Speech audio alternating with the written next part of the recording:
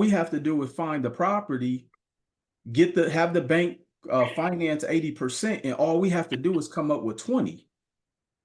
Now, as long as you have good credit, you can go to as many banks as you want and get as much money as you want. So that's what makes this process so simple. We'll even say 200 grand. I'll go even higher. So 200 grand. You want to do 5 in the next, let's just say 12 to 24 months. That's $1 million worth of real estate that you want to purchase. Okay. Now, out of that $1 million, we need 20%. That's 200 grand. Okay. Now, how much did you just get approved from Chase? 75. You got a third of it already.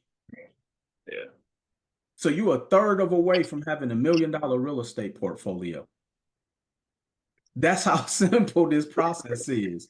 And that's what my program and my teachings do, is I help you make it. I help you to realize that it's just math.